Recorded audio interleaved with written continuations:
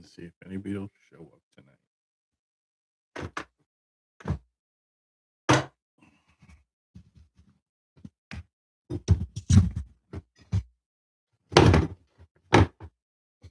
Lots of noise. Okay.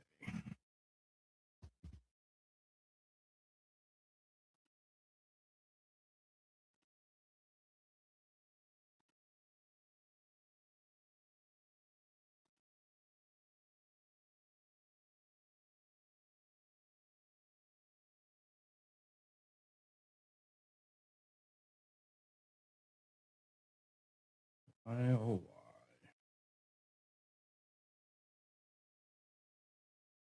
Very hard to get people in this live, huh?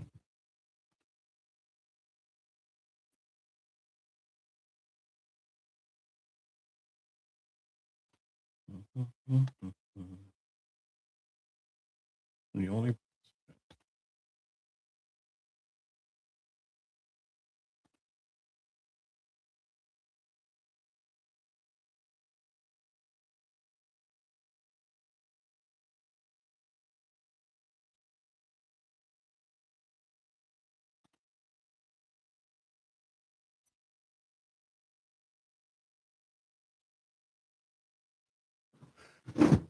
Ugh. Come on, people.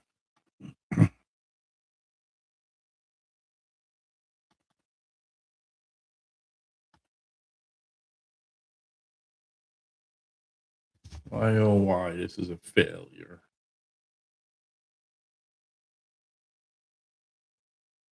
So we'll just do a little video. I'll put it up later. Venezuela. Why that was a trap. So far, multiple times, we have now broke international law. Once on the attack on the Russian airfield, that's part of the nuclear doctrine. That's breaking international law because of the nuclear policies. And one of the things in the nuclear doctrine that's a policy is they have to keep their aircraft out so we could see them. So to bomb the nuclear airfield basically guaranteed we were going to hit their planes because they have to keep them out for us to be able to see them. Second, you had Israel they use civilian infrastructure to do the beeper bombs. Remember the beeper bombs with Hezbollah? That's also breaking international law. Can't use civilian infrastructure for combat. Then we had the Iran nuclear facility that we bombed.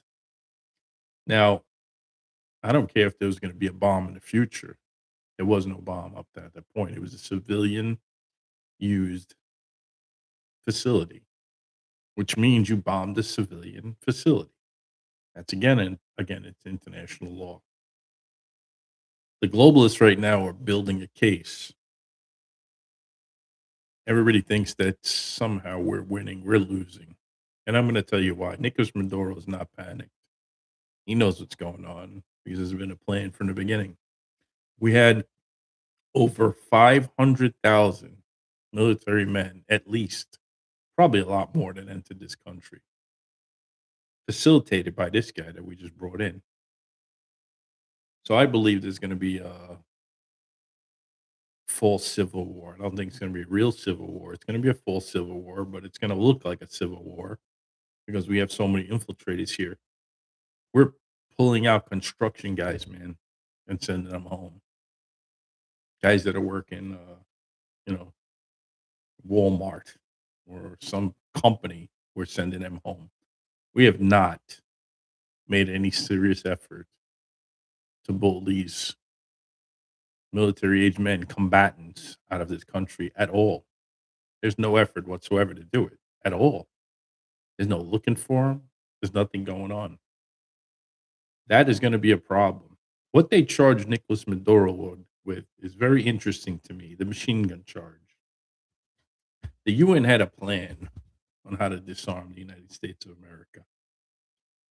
And these things, if you can bring somebody from another country and charge him, we have no jurisdiction over him having a machine gun in Venezuela, but we charged him with it. And that's going to be a problem and when they come to disarm the United States of America. The UN's goal is one goal and one goal only, to disarm the civilians in the United States of America. And I'm not sure who's on whose side. And at this point, I don't trust any of them. I had faith in people. I don't have that faith in them anymore.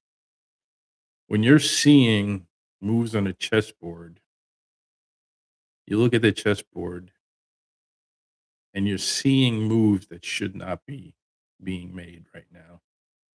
You don't take a president out of a country. You could have put pressure on it like we were doing. You let the people bring him to you. The country with all that pressure was eventually going to collapse. That's just going to happen. But you don't invade a country. You don't take the president that's breaking international law. You got to get some kind of UN charter or something. And I'm going to tell you why that's important, because then all bets are off. You got Zelensky going out there saying, "Hey, you know what to do with Russia."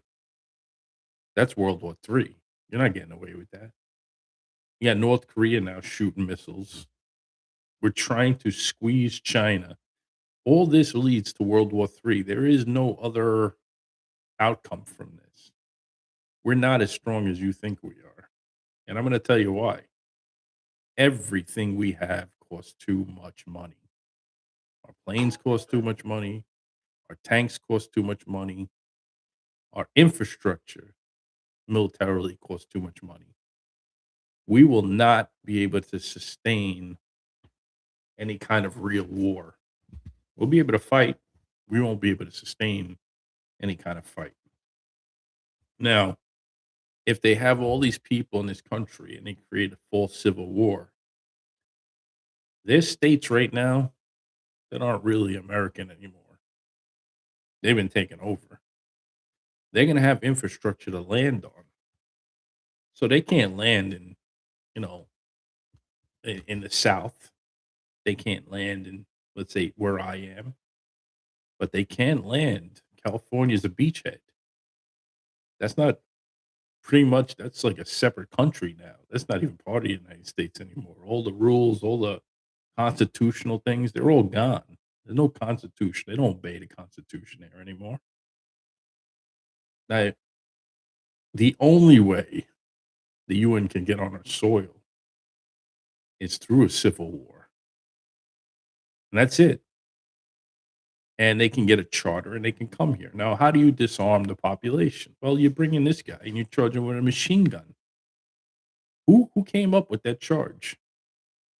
Now you're trying somebody from another country in a court, in a foreign court, for something you have no jurisdiction over. Well, guess what? Now they can try us in a foreign court. They could bring us to a foreign court and try us too. So you're opening up a slippery slope every time international law is broken. We have to be separate from the world, but we can't break international law. World War One, they created a rogue Germany, right? You had the League of Nations and all that good stuff, right? They created the League of Nations after World War One. Each time somebody was an agitator, they put an outside agitator in there to agitate the world. Real, imagined, whether he was an actor or whatever, who knows at this point. But every time the squeeze got more towards a centralized government in the world. We lost the League of Nations, right? You get the UN after World War II, right? Every time the squeeze got more. They like these rogue leaders. It's almost, I'm going to tell you a story. Let's say the mafia, right? If the mafia stays in the states that they're in, or the bank robbers in the old days stayed in the states they're in, there's no federal law where they can chase you from state to state. But now they go from state to state. They're running from state to state. Now we have a federal law that they can track you from state to state, right? So everything those bad guys did was make more laws that made the state's sovereignty not as important anymore, made the federal sovereignty more important. And that's what they're doing on the global stage. The more you break the international law, the more cause they have to basically go to any country, do whatever they want, invade any country. You're breaking all norms of a country's sovereignty. We want nationalism here, right? We want our own country, but then we go to another country and we take their sovereignty away. It doesn't work like that. Our country was founded on one thing. The number one thing is sovereignty of all countries. We were supposed to respect all sovereignty of all countries. There's no such thing as this Monroe Doctrine. This is our Western Hemisphere. That's a crock of shit. We got China surrounded. We got Russia surrounded. What does that mean? So you got them surrounded, but then you tell them they can't come here. We're in Taiwan, but you tell them they can't come here. We're in Ukraine, but you tell them they can't come here. The only way to avoid World War III is to work together. There's no other way. This is leading to a third world war. This is going to happen. There's nothing on the board right now that's going to stop it. That needed to be stopped last year. It's not going to stop now. People have this arrogance. We're the best. We can't be stopped.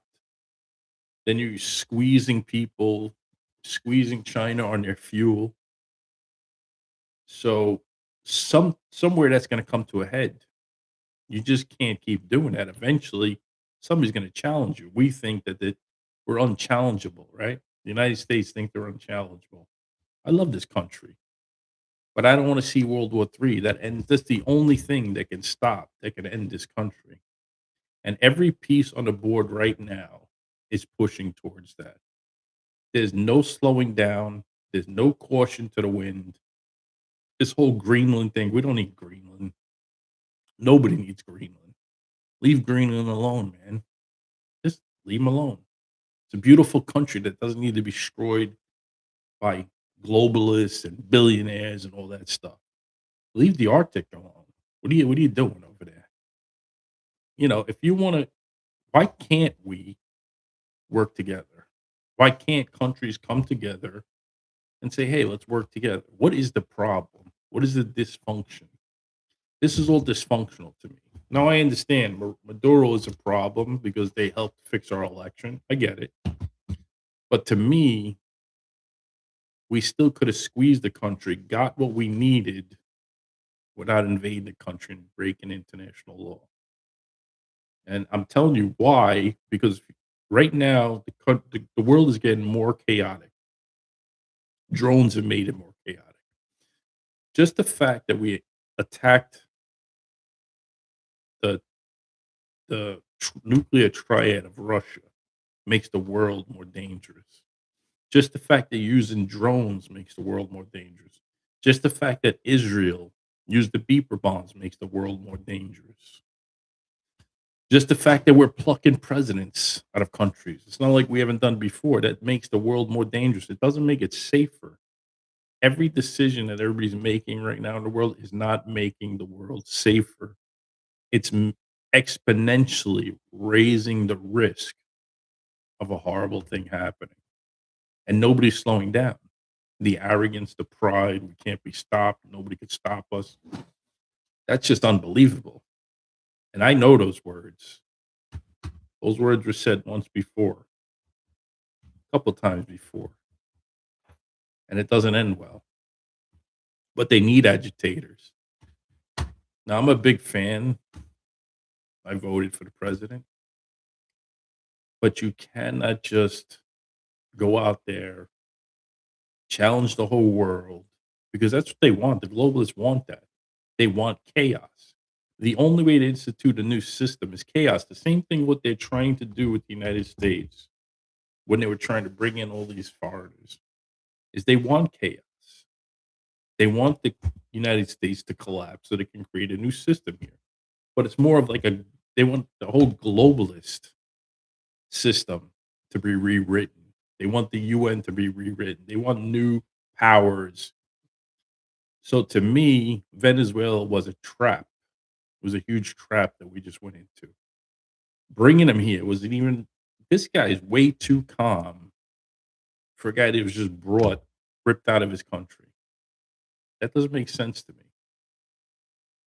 So what I'll say is everybody's got to pay attention more because there's no left, right. We're all had, we moved. I thought we were moving away from global war. They just restructured it. They just basically decided, hey, instead of going left to global war, we're going to go to right to global war. Nobody wins then. There is no outcome where that wins.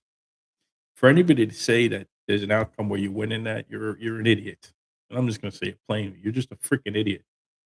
In global war, World War III, nobody wins. Now, that doesn't mean we're not going to continue after that. But how many people are you willing to sacrifice for it? When you're a leader of a country, you're responsible for all 8 billion people in the world.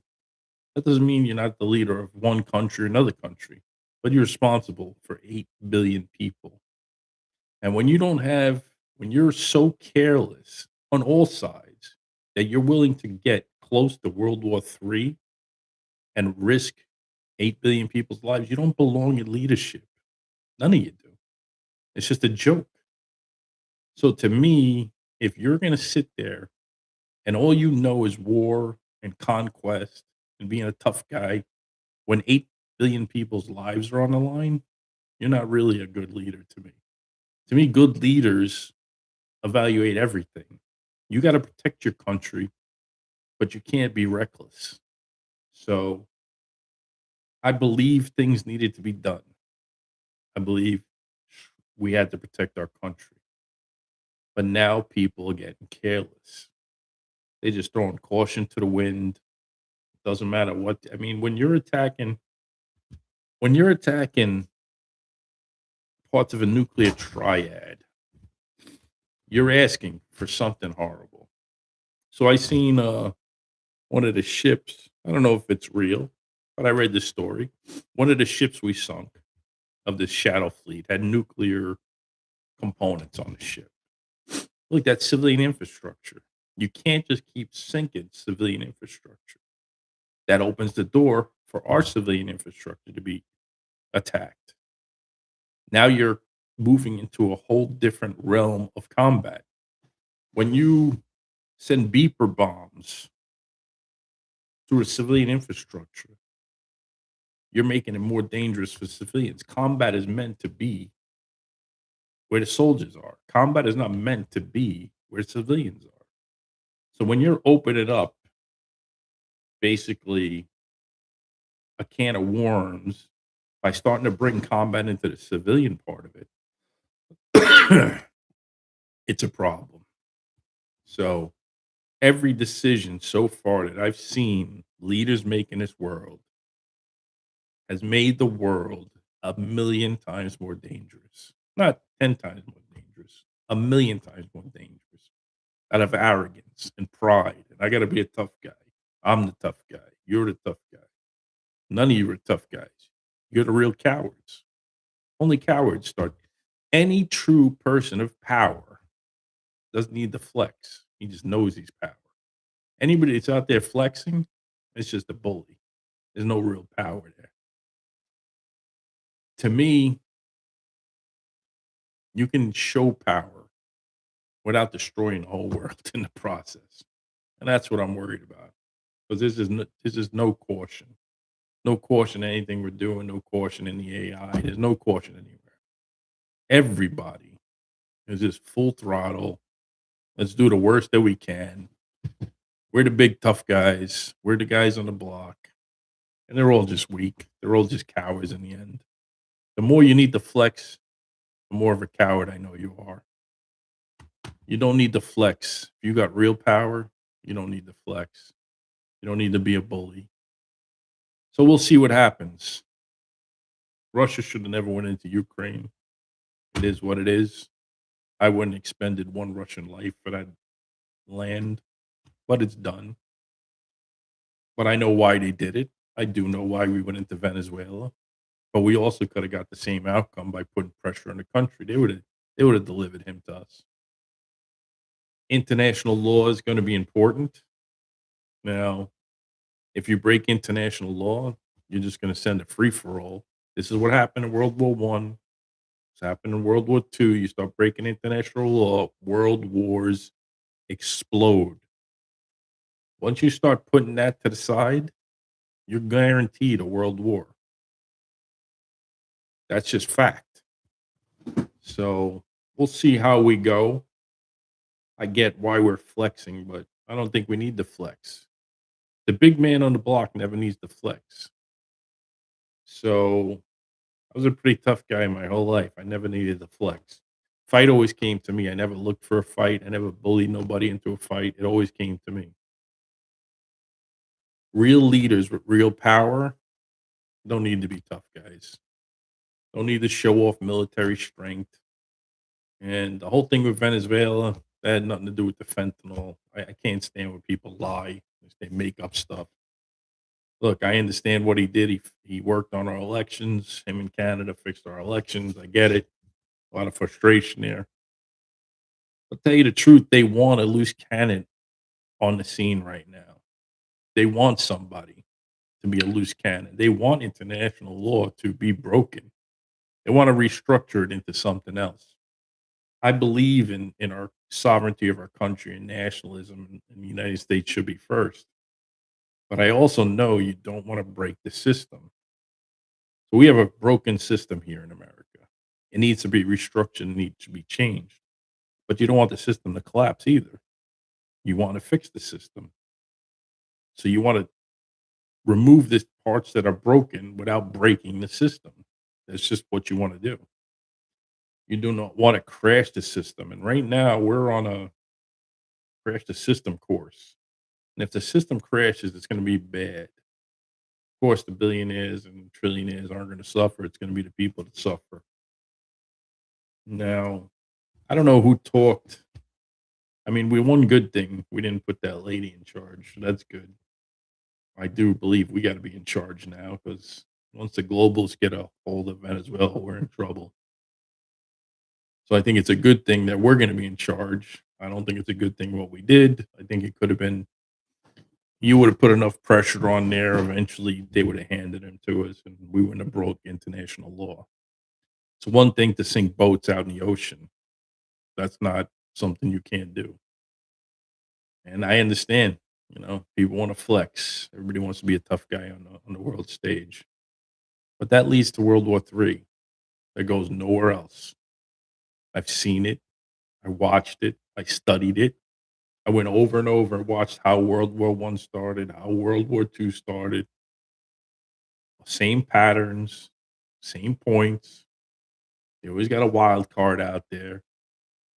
So we need to get focused because we're actually pushing in the direction we shouldn't be pushing in right now. Now, maybe that's their goal from the beginning. Maybe the goal was always to get where we are right now.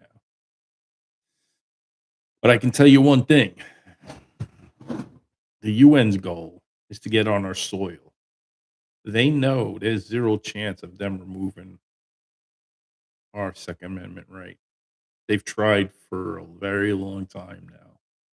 And one thing I can tell you right now is this is a catalyst because I watched the border. I watched what came across the border. I saw the people that came across the border with the military cuts. They're here. We didn't get them out yet. This guy, Maduro, he's not panicked. Those people are still here. I estimate about 500,000 of them here, if not more. We haven't done anything about them yet. So we'll see what happens. I believe we have a problem. We have states that are not part of the United States anymore. They don't honor any of our Constitution anymore. And if there is some kind of civil war, the UN will have some place to land. That's going to be a problem. And that's why we got to be cautious. We don't need to be flexing. We need to be cautious. Now, president is the president. He makes his decisions. But I think this was a trap. I think Venezuela was a trap. I think it was a trap from the beginning. And we're going to see what happens now.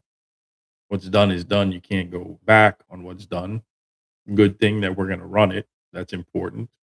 Just like I think we should be running Ukraine once if we get a peace deal, because I don't think after Venezuela is going to be a peace deal. Uh, when you do something like that, you let the whole world know that. I mean, it is what it is. You let the world stage know it's our way or the highway. There's always going to be pushback, and we'll see where that goes. Hopefully, that doesn't escalate anymore. Too many people died there already, but you never know. I mean, you emboldened Zelensky, man. You made that guy happy when you went into Venezuela, and that's a bad thing. And North Korea is emboldened now. You know, they know you're moving down the line. You're eventually going to get to them. They're not stupid. People are not stupid. They see the game. They see the chess. You know, everybody thinks they're hiding something in the dark, sitting in the dark room. Nobody knows. If I know, they know too. And you're moving. Your chessboard's only moving one way. You're not moving on. Let's be friends. Every move you make is moving towards escalation. So I had hope. I did, but I know now that my hope was hoping on the wrong people. Sometimes you hope on the wrong people and you realize they're going to fail you anyway. And now we'll see, because now it's going to get interesting. Now the party's going to start. Things going to move very, very quick in 2026. A lot of bad things going to happen.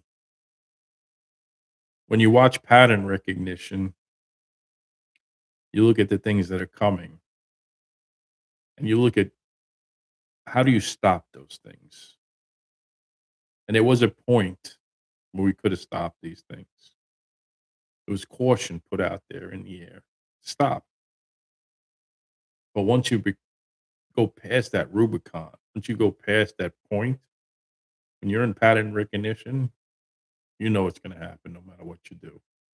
At that point, you stop and you realize that it's coming no matter what you did, no matter what you tried to do to stop it. Things are incoming now. So there was a point in 2025 we didn't need to get to this point. But ego, man, ego is one of the worst things. Pride is one of the worst things. Doesn't let you doesn't let you take a step back. Pride is one of the worst sins because pride doesn't let you take a step back. You always got to be the big boy in the block. What you don't realize, somebody else is putting the pressure points on. I see a lot of people, you know, tough guys on the internet, tough guys on their podcasts. I don't think they have any. See, I grew up in the 80s and to fight every day for my life. And that's how the New York was in the 80s. It was, if you look at the statistics of live and die, it was a dangerous place to live. I had to fight for every scrap and everything I had to earn. People don't understand suffering. My family knew suffering in World War II. You can't you don't have a potato to eat. You don't have socks. It's freezing. And we're on trajectory to go through that again. And it's crazy that these people are crazy enough to do it. But you listen to the leaders in Europe, we're heading that road.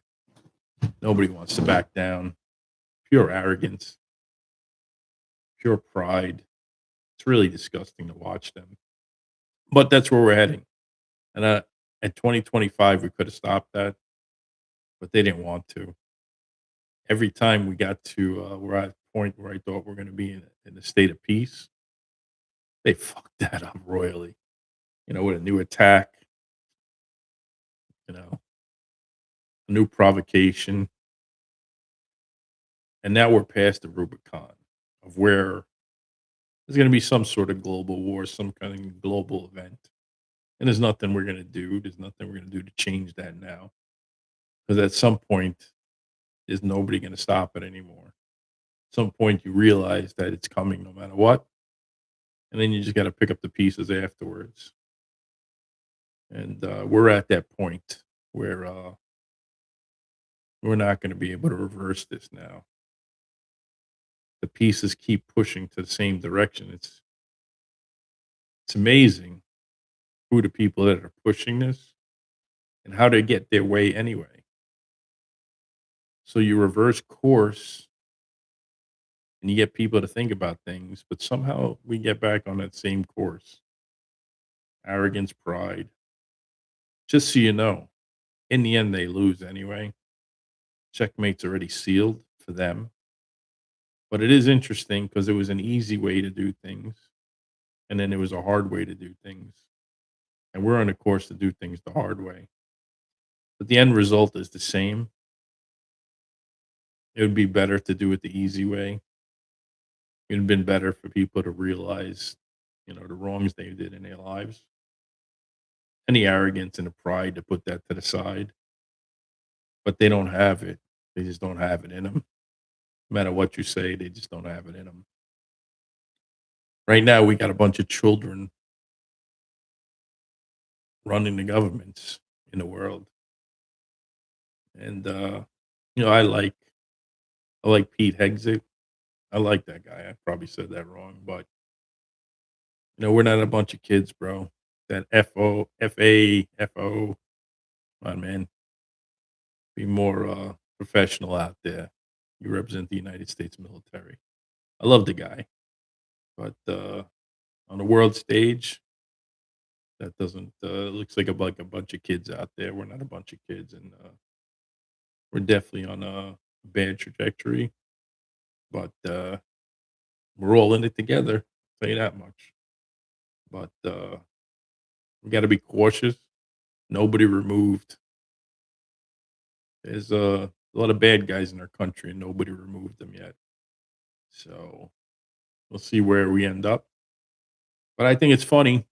You got a lot of people on a world stage that are like a bunch of little kids. I get it, you know, but be more professional. Everybody's watching.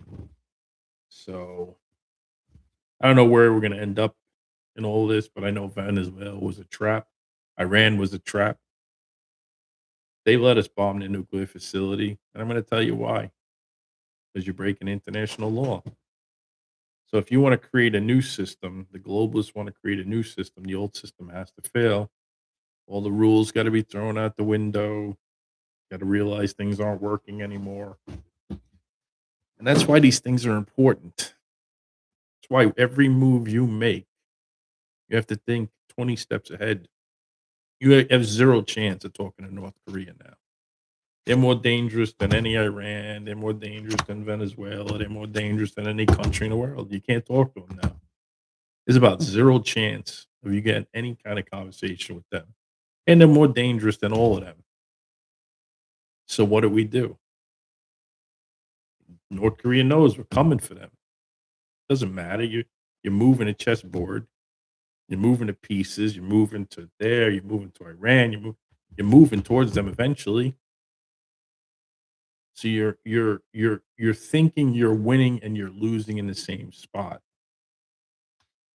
Once you have no more dialogue, and once you have no more diplomacy, diplomacy is hard. It takes time. It isn't instant.